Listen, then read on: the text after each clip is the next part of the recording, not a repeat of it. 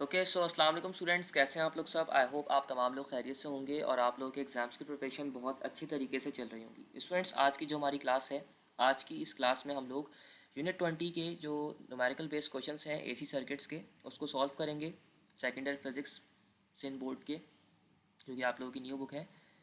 Students, अगर आप जो है वो ई कैट और एम कैट के लिए प्रिपेयर करना चाहते हैं तो आपको लेक्चर्स जो हैं, जो कि लेक्चर सीरीज़ है, जो कि बहुत सारे स्टूडेंट्स मुझसे कह रहे थे, तो आपको उसकी जो लेक्चर सीरीज़ है वो प्लेलिस्ट में मिल जाएगी। अगर यहाँ पे नहीं मिलती दैन जो है वो आप इनफाइनाइट स्टडी का जो ऑफिशियल जो चैनल है या पेज है, वहाँ पे जाके जो है आप देख सकते हैं, वहाँ पे भी आपको मिल जाएंगे लेक्चर्स। ओके, तो वहाँ से प्रिपेयर कर सकते हैं। इसी के साथ साथ कुछ यूनिवर्सिटीज़ के जो पास पेपर क्वेश्चंस हैं या कुछ ऐसे लेक्चर्स जो कि आप लोगों के लिए जो है वो काफ़ी हेल्पफुल साबित हो सकते हैं, तो उसको आप देख सकते हैं भाई। मैं शेयर कर दूंगा, अभी काफ़ी सारे लेक्चर्स मैंने शेयर किए हैं, तो वो भी देख लीजिएगा। अगर आप ई कैट और एम कैट के लिए प्रिपेयर कर रहे हैं, एन के लिए, नस के लिए कुछ और या जो है वो मेडिकल सेक्टर के लिए जो है वो, अगर आप जो है वो प्रिपेयर कर रहे हैं, ओके भाई, तो वहाँ से आप देख सकते हैं। ओके, तो भाई सबसे पहले अगर हम एसी सर्किट्स की बात करें तो हमें सबसे पहले ये पता होना चाहिए कि जो हमारे पास एसी सर्किट्स होते हैं उसमें आरएलसी सर्किट क्या होता है, आरएलसी सीरीज सर्किट क्या होता है, और पैरेलल सर्किट क्या होता है। तो भाई देखें, सिंपल है कि अगर मेरे पास रेजिस्टेंस, इंडक्टर और कैपेसिटर जो है वो सीरीज में लगे हुए होंगे तो मेरे पास आरएलसी सीरीज सर्किट कहलाएगा। और अगर ये केस जो है वो पैरेलल में हो जाए तो देन जो है वो पैरेलल सर्किट कहला रहा होगा। तो ये सिंपल ये होता है। मैंने यहाँ पे एक फिगर शेयर कर दी ताकि आप लोगों को समझ आ जाए। क्योंकि भाई एसी सर्किट्स के लिए यही बेहतर रहता है। थ्योरी आपने पढ़ा, थ्योरी को पढ़ा हुआ होगा, या जो है अगर आप ई कैट एम कैट में अगेन आपको बता रहा हूँ वो पढ़ेंगे तो वहाँ से आपकी थ्योरी भी कवर हो जाएगी। मैं सारी थ्योरी को कवर नहीं करवा रहा जो कि फ़िज़िक्स की है, जो कि आपको यूट्यूब पे जो कि बताई गई है। यहाँ पे आपको जो है वो जो है वो न्यूमेरिकल बेस और जो एमसीक्यूज़ बेस क्वेश्चन है उसको सॉल्व करवा रहा हूँ। हाँ, अगर आप लोग कमेंट वगैरह करेंगे तो फिर जो है कोशिश करूँगा कि मैं टाइम निकाल के आप लोगों के लिए डेरिवेशंस को भी और इम्पोर्टेंट कॉन्सेप्ट्स को समझा दूँ। Okay so students, numerical number 1 है, a resistor R of 20 ohm is connected in series with a capacitor C of 10 microfarad in an AC circuit with a frequency of 50 Hz. Calculate the impedance. Students, इस तरीके के numericals के लिए हमें जो formulas याद होने चाहिए, इस पूरे चैप्टर में आपको बहुत कम न्यूमेरिकल्स हैं इसके, सही है, और साथ ही साथ इसमें बहुत कम फार्मूलाज हैं। ये हर फार्मूला जो है ना किसी न किसी से लिंक कर रहा है, और सिर्फ 2 से 3 फार्मूलाज से आप पूरा चैप्टर कर सकते हैं, सही है भाई। क्या क्या फार्मूलाज हैं, पहले तो फार्मूलाज को देख लीजिए।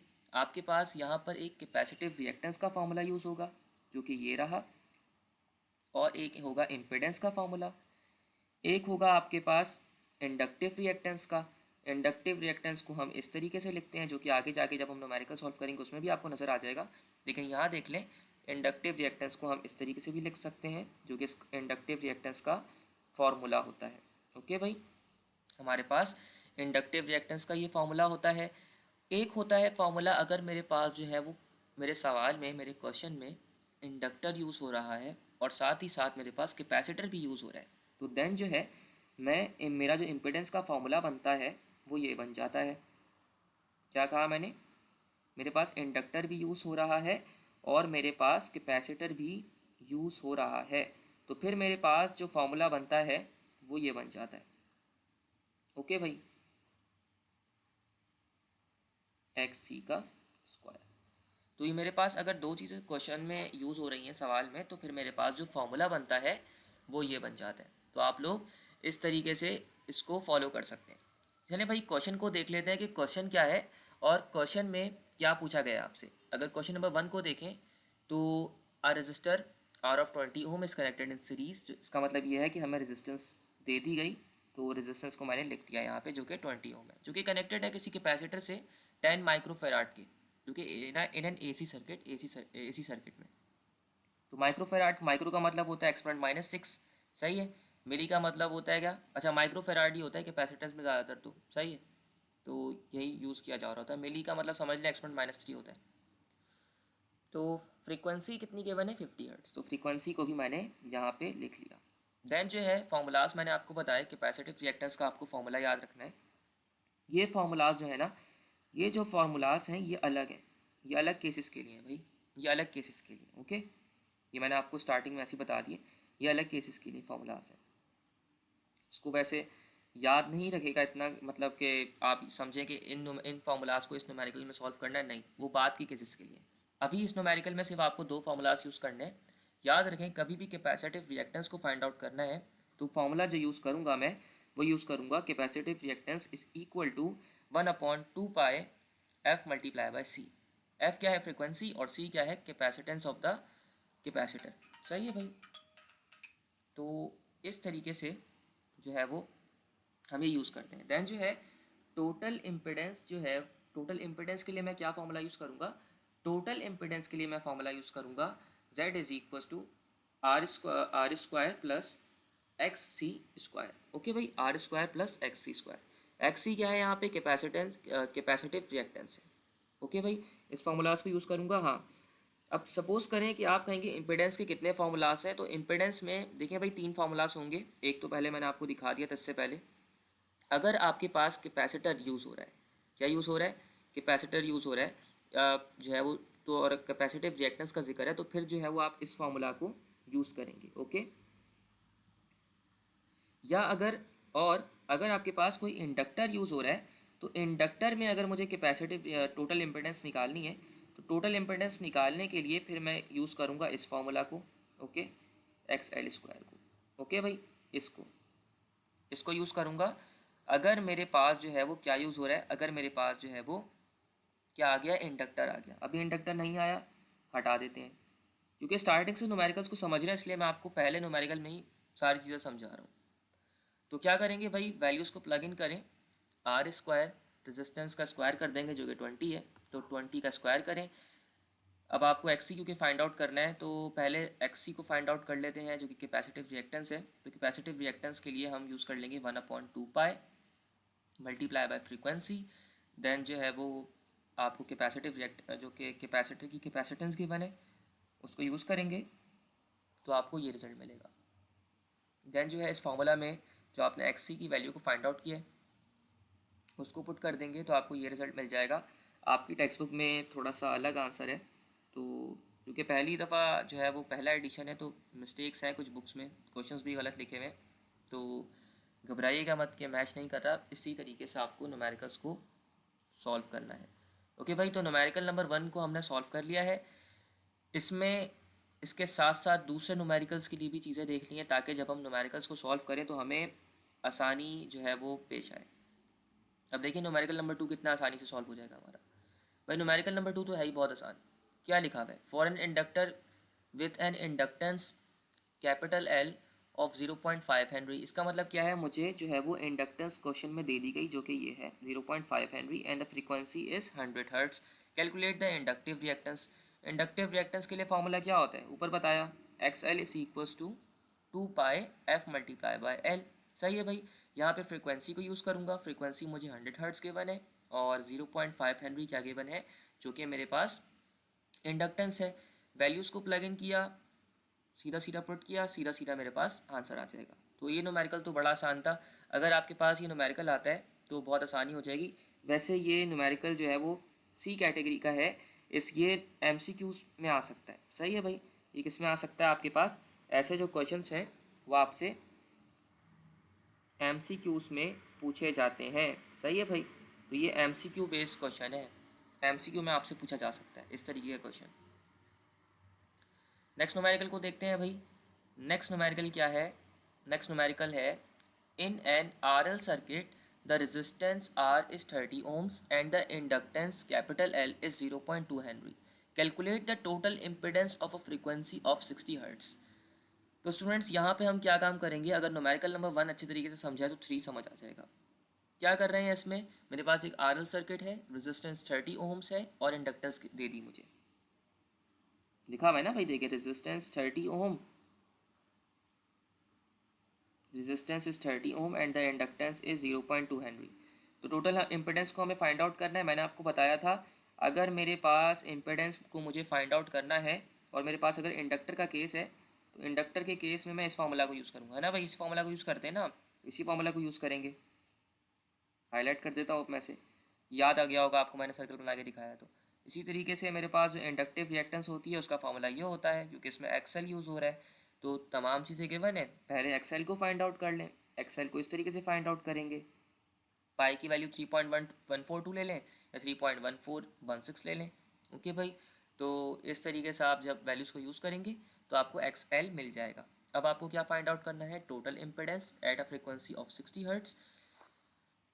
तो आप क्या काम करेंगे भाई, आर स्क्वायर जो कि रेजिस्टेंस गिवन है 30 का स्क्वायर करेंगे, और जो आपने एक्स एल फाइंड आउट करा जो कि 75.398 आएगा, इसका स्क्वायर कर देंगे।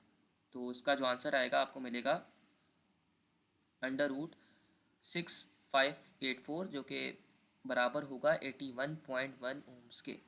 ओके, तो ये आपका आंसर हो जाएगा। वैसे इम्पेडेंस यहाँ पे लिखा हुआ है कितने है, जेड की वैल्यू जो कि 81.1 ओम आएगी। नेक्स्ट न्यूमेरिकल को देखते हैं भाई। अब हम काफ़ी इजी न्यूमेरिकल्स हैं स्टूडेंट्स, इसके बहुत ही इजी न्यूमेरिकल्स हैं, बस स्टार्ट होते ही ख़त्म हो जाते हैं। In an R C circuit the resistance R is 50 ohms and the capacitance C is 20 microfarad. Calculate the capacitive reactance. R C circuit है एक, उसमें रेजिस्टेंस हमें 50 ओम गिवन है और कैपेसिटेंस जो कि 20 माइक्रोफेराड है। कैपेसिटिव रिएक्टेंस निकालनी है भाई, बार बार फाइंड आउट कर चुके हैं भाई। क्या करेंगे, सिंपल यही करेंगे, रेजिस्टेंस 50 ओम है, कैपेसिटेंस गिवन है, फ्रीक्वेंसी दी गई है, एक्स सी की वैल्यू फाइंड आउट करनी है 1/2 pi f C, this is the formula. इसको यूज़ करेंगे, वैल्यूज़ को प्लग इन करेंगे, सीधा सीधा आंसर निकाल लेंगे। ओके भाई, so this will be your answer. बहुत ही ईजी न्यूमेरिकल था ये। अगेन अगर इस तरीके का आता है तो ये एमसीक्यू में पूछा जा सकता है आपसे भाई। इस तरीके के न्यूमेरिकल्स एमसीक्यू के लिए बनाए जाते हैं। सही है भाई, अब टेक्स्ट बुक के सारे न्यूमेरिकल्स तो पेपर में नहीं दे सकते ना वो, तो इस तरीके के न्यूमेरिकल्स को एमसीक्यूज में दे देते हैं। नेक्स्ट न्यूमेरिकल को देखें भाई। नेक्स्ट न्यूमेरिकल क्या है, नेक्स्ट न्यूमेरिकल है in an AC circuit has a resistance of 40 ohm and an inductive reactance of 30 ohm and a capacitive reactance of 20 ohms. Draw the impedance triangle and calculate the total impedance. तो यहाँ पे आपको impedance triangle बनाने की ज़रूरत नहीं है, इस फॉर्मूला को डायरेक्ट याद रखें, क्योंकि स्टार्टिंग में ही मैंने आपको बता दिया था, जब हमारी क्लास स्टार्ट हुई थी तभी मैंने आपको बता दिया था कि इस फॉर्मूला को आपको याद रखना है। अगर मेरे पास जो है वो मेरे पास इंडक्टर यूज़ हो रहा है और कैपेसिटर यूज़ हो रहा है, क्या क्या यूज़ हो रहा है, अगर मेरे पास इंडक्टर यूज़ हो रहा है और जो है वो कैपेसिटर यूज़ हो रहा है, तो देन जो है वो मैं इस फॉर्मूला को यूज़ करूँगा। अब यहाँ पे क्योंकि देखें इंडक्टर भी यूज़ हो रहा है और कैपेसिटर भी यूज़ हो रहा है, देखिए क्या किस किस चीज़ का जिक्र है। ये देखें ना, आपको बता दी इंडक्टिव रिएक्टेंस भी दे दी, इसका मतलब इंडक्टर भी यूज़ हो रहा है, और कैपेसिटिव रिएक्टेंस भी दे दी, इसका मतलब है मेरे पास कैपेसिटर जो है वो भी यूज़ हो रहा है। तो दो चीज़ें। तो क्या करेंगे भाई, इस फार्मूला को यूज़ करेंगे। जैसे इस न्यूमेरिकल को देखा मैंने, मुझे पता चल गया इम्पेडेंस का ये वाला फार्मूला है। तो क्या करेंगे भाई, सिंपल यही करें, आपके वैल्यूज़ को प्लग इन कर देंगे। वैसे तो देखिए भाई, ये रेजिस्टेंस गिवन है जो कि 40 ओम है, देन जो है वो 30 ओम इंडक्टिव रिएक्टेंस दे दी आपको, और जो है वो कैपेसिटिव रिएक्टेंस दे दी। यहाँ पे लिख देंगे इस तरीके से जो जो गिवन है। सही है भाई, देन क्या करेंगे भाई, सिंपल यही करेंगे। मैंने आपको वैसे यहाँ पे बहुत अच्छे तरीके से बता दिया, इसकी पीडीएफ भी आपको मिल जाएगी, आप कमेंट कर दीजिएगा, आपको कमेंट मैं जो है वो प्रोवाइड कर दूँगा। सिंपल ये इसके बराबर होता है जो कि Z is equal to R square plus X square. Resistance आपको क्वेश्चन में दी गई है, और एक्स की वैल्यू आप जो है वो एक्स एल माइनस एक्स सी करके फाइंड आउट कर लेंगे।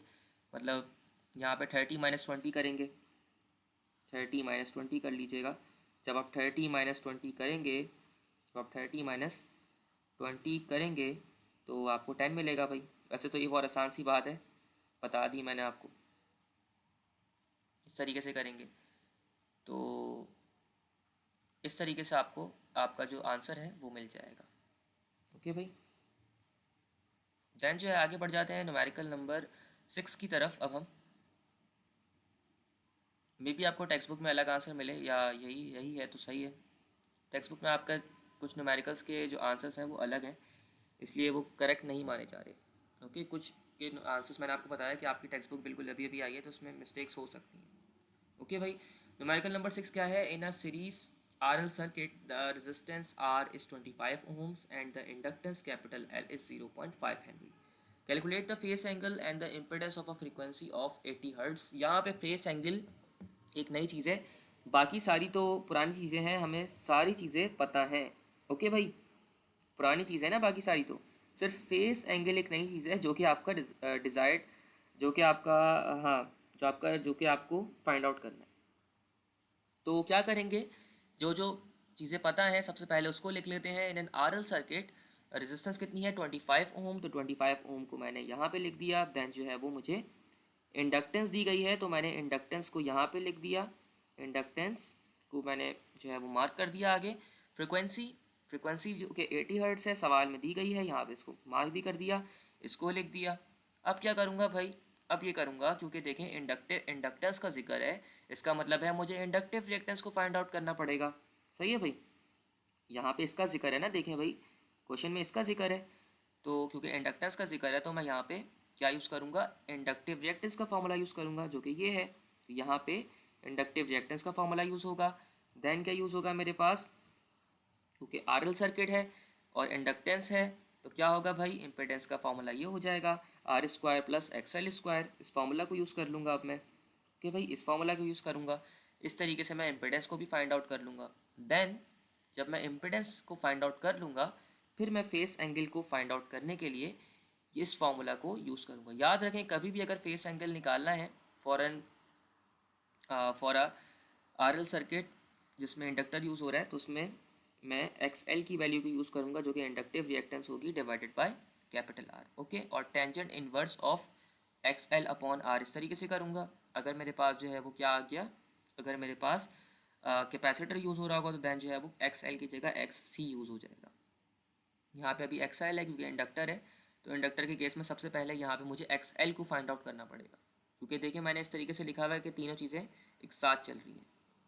तो जब हम इसको लिखेंगे तो किस तरीके से, सबसे पहले एक्स एल की वैल्यू को फाइंड आउट कर लेंगे, एक्स एल की वैल्यूज़ को प्लग इन करेंगे तो आपको 50.265 मिलेगा आंसर। दैन जो है अब मुझे क्या फाइंड आउट करना है, नेक्स्ट स्टेप मेरा क्या था, नेक्स्ट क्या था, मुझे impedance in an R L circuit जो कि उसको फाइंड आउट करना है। तो उसको फाइंड आउट करने के लिए मैं वैल्यूज़ को इस फार्मूला में यूज़ करूँगा, तो मुझे जो आंसर मिलेगा सिंपल है स्टूडेंट्स, तो आपको ये मिल जाएगा 56.18। मे भी आपके टेक्स्ट बुक में अलग है, बताया अलग आंसर है। सही है, वो सही नहीं है, मिस्टेक है। अब सिंपल फेस एंगल को फाइंड आउट कर लें, इसमें वैल्यूज़ को यूज़ करें, एक्सएल की वैल्यू आपको पता है, आर की वैल्यू भी पता है, फेस एंगल इस तरीके से आप फाइंड आउट कर लेंगे। ओके भाई, तो इस तरीके से हम जो है इस न्यूमेरिकल नंबर 6 को सॉल्व करेंगे। अब इस न्यूमेरिकल नंबर 7 को देखें। न्यूमेरिकल नंबर 7 में आपसे क्या कहा गया है। न्यूमेरिकल नंबर 7 में एक मिस्टेक है, यहाँ पे अजम्पशन ये है, मैंने इसको अज्यूम किया है जो कि पोटेंशियल डिफरेंस 100 वोल्ट कंसीडर किया है। आपकी बुक में जो है वो नहीं गिवन, जो कि अलग है। तो याद रखिएगा भाई कि ये 100 अलग से न्यूमेरिकल कैसे आ गया, तो इसको मैंने अज्यूम किया है भाई, इसको मैंने अज्यूम किया है। ओके, अगर इसको अज्यूम नहीं करेंगे तो आंसर ही नहीं आएगा, अलग आएगा और न्यूमेरिकल साइज ज़िंदगी सॉल्व नहीं होगा। ओके, इक्वेशन की फॉर्म में आएगा आपका आंसर ना, ऐसा भी नहीं है सॉल्व नहीं होगा, इक्वेशन की फॉर्म में आ रहा होगा। तो आप जो है वो 50 जो है वो 100 वोल्ट जो है वो पोटेंशियल डिफरेंस को अज्यूम कर लीजिएगा। अगर न्यूमेरिकल पेपर में आता है तो वो इस तरीके से आएगा।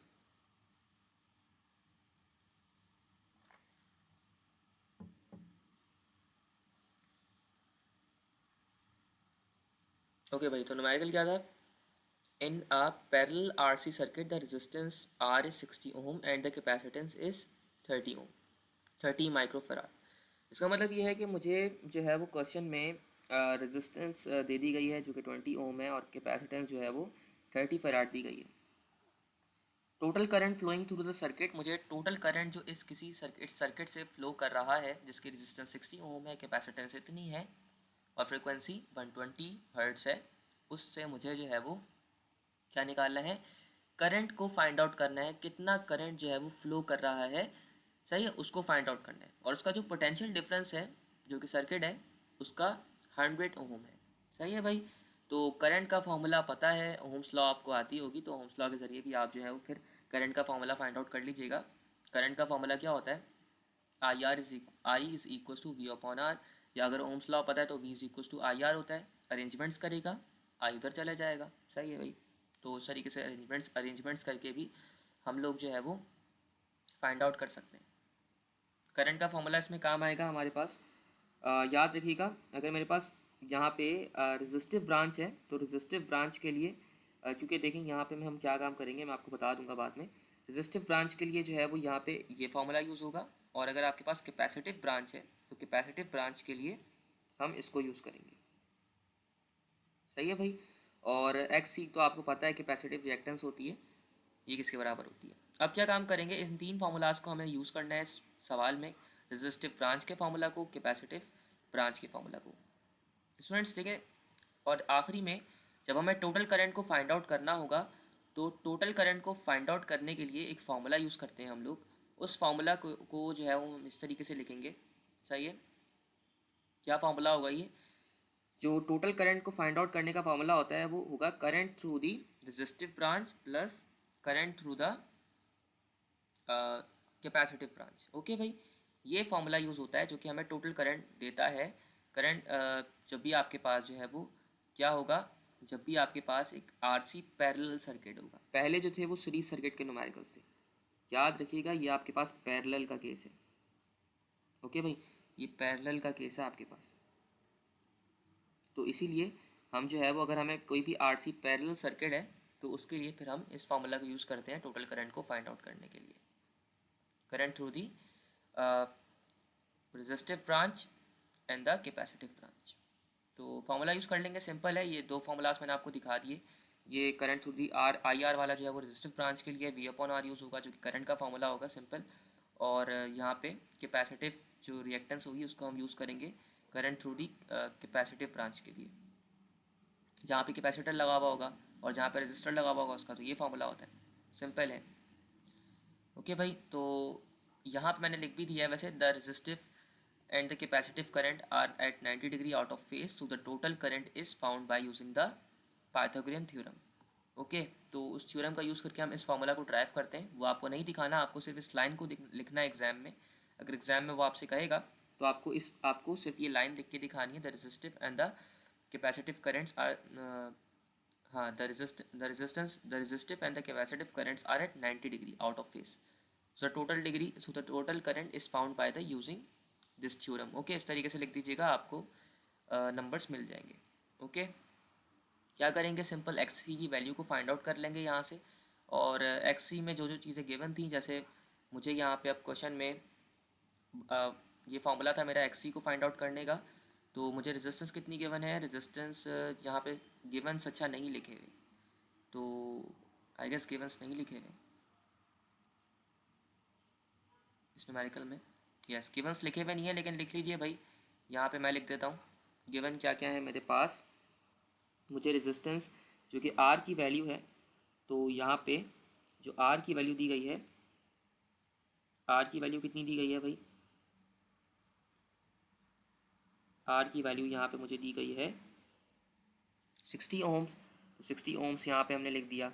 देन जो है मुझे जो है वो कैपेसिटेंस दी गई है, जो कि कैपेसिटेंस कितनी है, जो कि है 30 माइक्रोफेराड, तो यहाँ मैंने लिख दिया 30 माइक्रोफेराड। माइक्रो का मतलब होता है एक्सपोनेंट -6, तो यहाँ मैंने लिख दिया एक्सपोनेंट-6, और यहाँ पे कैपिटल एफ एस का यूनिट आ जाएगा फेराड। ओके भाई, तो इस तरीके से ये मुझे जो है वो ये चीज़ें गिवन है। देन जो है वो पोटेंशियल डिफरेंस मैंने अज्यूम किया था, मतलब सवाल में तो दिया गया है, तो यहाँ पे पोटेंशियल डिफरेंस वी की वैल्यू कितनी है, जो कि मेरे पास है 100 ओम। ओके भाई, तो इस तरीके से 100 वोल्ट, तो ये चीज़ें आपको गिवन है। तो अब अगेन इसको यूज़ करें इस फार्मूला में, जो कि ये रहा भाई, इसमें आप वैल्यूज़ को यूज़ कर लीजिएगा। अच्छा, वोल्टेज को यहाँ पे अभी डायरेक्ट पुट नहीं किया हमने, इसको आप निकाल लीजिएगा, तो एक्स सी की वैल्यू ये आएगी। अब टोटल करंट के लिए यहाँ से वी अपॉन आर, जो एक्स सी के एक्सप्रेशंस थे ऊपर दिखाए मैंने आपको, जो आई आर करंट है, current through the resistive branch, उसको लिखा मैंने, और current through the capacitive branch को लिखा मैंने, और यहाँ से फिर मैंने वी को कॉमन निकाल लिया। वी को कॉमन निकाला, तो जब मैंने वी को कॉमन निकाल लिया तो अब जो मैथ्स वाले बच्चे हैं उनको तो समझ आ गया होगा, शायद बायो वालों को समझ ना आए। तो ये बन जाएगा 1/r। सही है भाई, वैसे तो आ जाना चाहिए 1/r स्क्वायर प्लस का 1/x(c). ओके भाई, यहाँ पे ये काम हुआ है।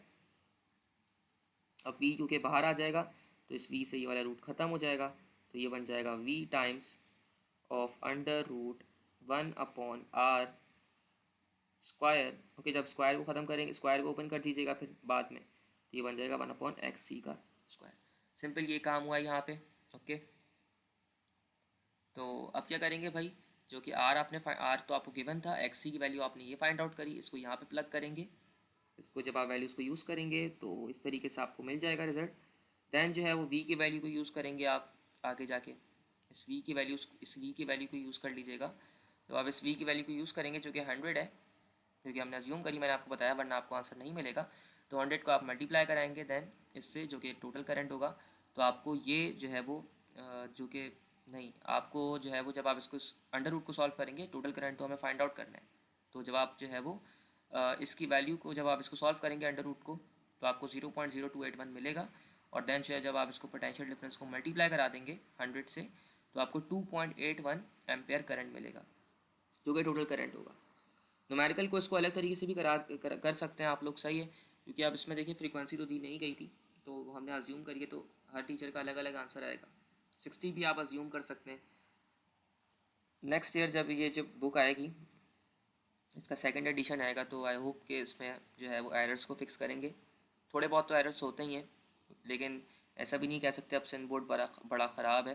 भाई आपकी बुक बहुत अच्छी है, आपकी बुक काफ़ी अपडेटेड है as compare to other boards, सही है, तो अच्छी तरीके से इसको पढ़ लें आप, तो बहुत फ़ायदा आपका हो सकता है। बहुत बेहतर बुक है, बस टीचर्स अच्छी तरीके से पढ़ाएँ, तो काफ़ी इंटरेस्ट से जो बच्चे जाना चाहते हैं इंजीनियरिंग साइड पे या डिफरेंट सेक्टर्स पे जाना चाहते हैं, तो वो इस बुक से काफ़ी जो है वो मोटिवेशन ले सकते हैं, पढ़ सकते हैं, अच्छी तरीके से इन्फॉर्मेशन ले सकते हैं। सो न्यूमेरिकल्स हैं भाई, यहाँ तक हमने इनको सॉल्व किया। आखिरी न्यूमेरिकल बड़ा आसान सा है, वो भी सॉल्व कर लीजिएगा, तो यहीं तक रखते हैं। सही है भाई, इंशाल्लाह कोशिश करूँगा कि नेक्स्ट वीडियो में नेक्स्ट न्यूमेरिकल्स को सॉल्व करें नेक्स्ट चैप्टर के। तो आज के लिए इतना ही। ओके भाई, सब्सक्राइब कर लीजिए, फॉलो कर लीजिए, और जो है अपने फ्रेंड्स वगैरह के साथ भी शेयर कर लीजिए। अल्लाह हाफिज़।